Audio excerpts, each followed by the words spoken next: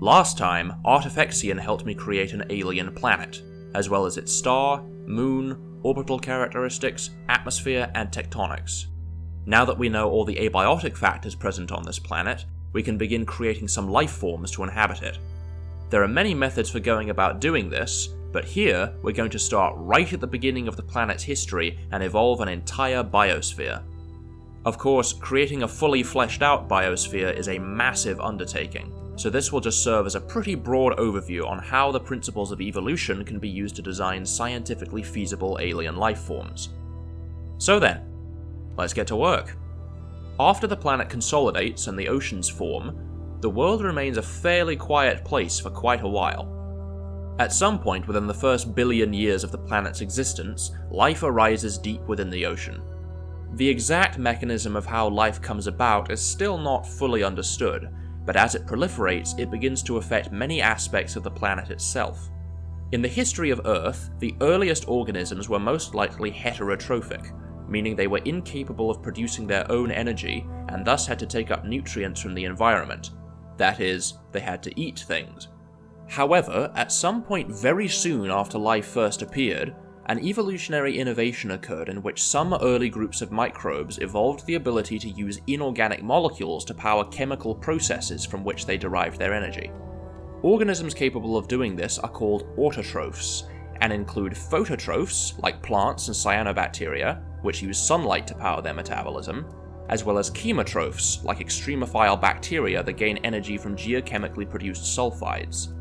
These autotrophic mechanisms seem to have arisen numerous times in unrelated lineages, so it's likely that autotrophy will evolve in some of the primitive microbes on our alien planet as well. Photosynthetic organisms may evolve to use sunlight to convert carbon dioxide and water into sugars and oxygen, but also, thanks to the high proportion of hydrogen sulfide in the atmosphere, sulfur-oxidizing chemotrophs may thrive as well. Whereas on Earth, these chemotrophs are restricted to areas like geothermal vents, on our alien planet they may also flourish in surface waters.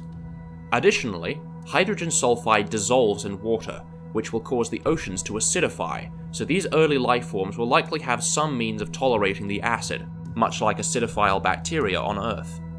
As these autotrophs proliferate, they'll start to change the composition of the atmosphere, as the phototrophs convert the carbon dioxide into oxygen, and the chemotrophs turn the hydrogen sulfide into elemental sulfur. And as atmospheric oxygen increases, it has a profound effect on the development of life. Oxygen is highly reactive, which makes it great for powering biochemistry. This results in the evolution of aerobic respiration, in some ways the counterpart of photosynthesis, taking in oxygen and releasing carbon dioxide. While other forms of respiration do exist, aerobic respiration is almost always the most efficient form. Once aerobic respiration evolves, we'll soon get complex colonial and eventually multicellular organisms, until eventually we come to a critical point in the planet's natural history. For most of its existence, life on Earth mainly comprised simple, soft-bodied creatures, with evolutionary changes taking place very gradually over vast stretches of time. But then, about 4 billion years into the Earth's lifetime, there was suddenly a huge burst of biodiversity called the Cambrian explosion, wherein the ancestors of virtually every modern animal body plan appear in the fossil record, all within a span of only about 25 million years, which is pretty negligible in the timescale of natural history. While there were certainly many factors at play here, one element that may have contributed to this event was the evolution of predation. Before this point, an organism could get away with just blindly floating about at the mercy of the ocean currents, passively obtaining oxygen and nutrients from the water. There's no real need to deviate from this lifestyle, so there's no real pressure to evolve anything new. But with the advent of active predators, you're not going to last very long if you don't have some form of defense mechanism. This leads to the evolution of the first armor, the first defensive behaviors, and the first eyes. And this then puts an impetus on the predators to evolve some way around their prey's defenses, and this arms race then escalates, dramatically increasing the rate at which life diversifies. It's quite likely that the appearance of predators will trigger an analogue to the Cambrian explosion on our alien planet. So we'll say that around the 4 billion year mark, our previously simple, soft-bodied ecosystems will suddenly diversify into a huge number of new phyla. While difficult to define precisely, a phylum is a lineage of life forms in possession of a shared or related body plan. For example, insects, arachnids, myriapods, and crustaceans all belong to the phylum Arthropoda, meaning they all evolved from a single common ancestor whose body plan they adapted in various ways. So our first step is to design some basic body plans. These don't need to be perfect, or even necessarily representative of any one species. What we're looking for here is a rough blueprint that serves as an outline for our creature's anatomy and lifestyle. While there's a lot of scope for variation, we can figure out what makes for a functional body plan by looking at some of the trends in phyla that exist on Earth. Let's compare a typical vertebrate body plan, like that of a dog, with a typical arthropod body plan, like that of an ant. Now, superficially, these two animals may seem quite different, but they also show some pretty striking similarities. They both have a symmetrical body, with limbs used for locomotion, a distinct head that contains a brain and bears the sensory organs and the mouth, and a body containing internal organ systems, such as a heart that pumps oxygen-rich blood around the body, and a digestive tract that runs from one end of the animal to the other. All of these characteristics are especially remarkable, considering the last common ancestor of these two animals looked something like this. This means that all of the above traits were evolved independently within these two body plans, suggesting that such characteristics readily arise in unrelated groups in response to similar evolutionary pressures, what's known as convergent evolution. And if these traits can evolve multiple times on Earth, then why not on an alien planet as well? Now, this doesn't mean that all body plans have to be built along these lines, but it recalls one of my personal world-building mottos: know the rules before you break the rules. In other words, make sure you understand why something is the way it is in the real world before changing it in a fictional world. So then, why is it beneficial to have these traits? To find out, let's create some sample body plans step by step and see what characteristics emerge. To start off, complex multicellular animals most often exhibit some form of symmetry. Some animals, like starfish, anemones, and jellyfish, exhibit radial symmetry, in which the body is arranged in a circle around a central axis, while other animals, like mollusks, arthropods, and vertebrates, demonstrate bilateral symmetry, where the two sides of the body are mirror images of each other.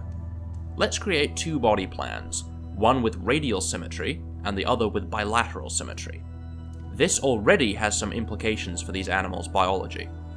On Earth, most radially symmetrical creatures tend to be slow-moving, largely immobile, or sometimes completely sessile, while many animals that are bilaterally symmetrical display a high degree of mobility. Now, it could be that radial phyla on Earth just happen to have never evolved to become very motile, or it could be that having bilateral symmetry is advantageous for a motile lifestyle. We'll touch more on this later, but for now, let's play it safe and make our radially symmetrical plan sessile, and our bilaterally symmetrical one motile. Sessile animals have the difficult task of acquiring oxygen and nutrients without moving, relying on the ocean currents to bring food and oxygen to them. These animals will typically have a surface through which they can absorb oxygen from the surrounding water, which may double as a means of catching plankton or other food particles. Obviously, the larger this surface is, the more food and oxygen the animal can obtain. However, if we enlarge the surface by simply scaling the creature up in size, we run into a problem. The larger something is, the greater its volume becomes relative to its surface area, which means that as our radial life form gets larger, the smaller its feeding surface becomes in proportion to its increasingly large body, lowering overall feeding efficiency. This relationship between surface area and volume is known as the square-cube law, and it's a fundamental principle that has numerous ramifications for how life evolves. And keep it in mind because we're going to be referencing it a lot throughout this series. Our radial body plan will therefore need maximum surface area while minimizing volume. This favors a flat, leaf-like, or perhaps feather-like structure, much like sea pens and sea fans on Earth. And since this creature has radial symmetry, perhaps it has a circle of these structures in a flower-like arrangement. Meanwhile, our bilateral body plan presents a different set of parameters. It will also need some method of gaining oxygen from the water, but if it's an active, motile animal, Having a large feathery surface for gas exchange would increase drag, making swimming less efficient. This means its gills need to have maximum surface area while also being hydrodynamically optimal. This may favour a long and thin body with gills running down the sides.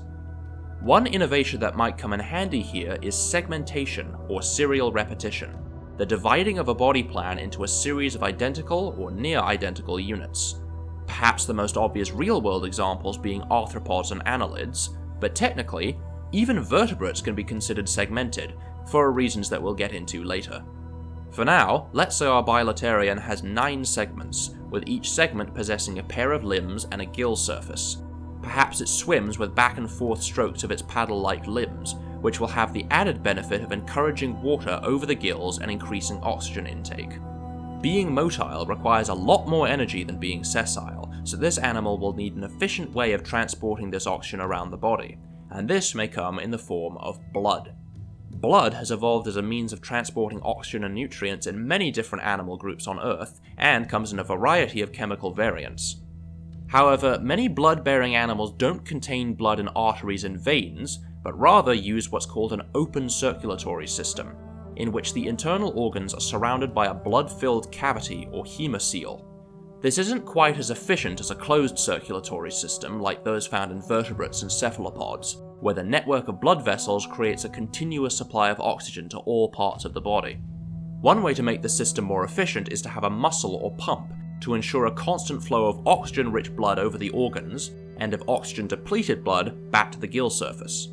Perhaps our bilaterian has a series of muscular rings around the hemocoel, like a collection of primitive hearts, which will give the animal an efficient means of powering its metabolism. So that takes care of oxygen, but this creature will also need a means of acquiring food. Since this is a motile animal, it will be able to move to new areas to actively seek out food, allowing it to potentially adopt a predatory lifestyle. So it will need a mouth to consume prey and a digestive tract to allow the nutrients from the ingested food to diffuse into the blood and be transported around the body. Now, since we're dealing with an active motile animal, and because it's bilaterally symmetrical, that necessarily means that the creature has a front and a back end. This pretty much inevitably leads to another very common evolutionary trend, cephalization, the clustering together of the nervous system into a head of sorts, which frequently co-occurs with the sensory organs and the mouth. While cephalization does occur to a limited degree among radial body plans, it tends to be a lot more pronounced in bilateral creatures, for the simple reason that it helps to have the sensory organs arranged so that you can see what's in front of you, and to have a mouth near the sensory organs to make it easier to eat things, and so that you can sense the food before it's ingested. So first off, we're going to need to give our creature some form of sensory organ, in particular, eyes. Somewhat surprisingly, eyes seem to evolve quite easily, as evidenced by the fact that they've arisen independently many times across hugely disparate lineages, with even some microbes and seaweeds being able to sense light to some degree. What begins as a patch of light-sensitive cells may then form into a sort of cup that allows the animal to better sense the direction that light is coming from, and then a lens may evolve to focus the light directly onto the retina to resolve a clear image. Most often, animals will have at least 2 eyes, since having multiple eyes allows for increased depth perception. This can range from the only 2 eyes of vertebrates, to the 3 to 8 eyes of arthropods, to the 24 eyes of the box jellyfish, to the over 100 eyes of scallops. We'll give our bilaterian an array of 6 simple eyes surrounding the mouth, giving it a full view of what's in front of it. And once it has the ability to see, the animal will need a way of processing the sensory information.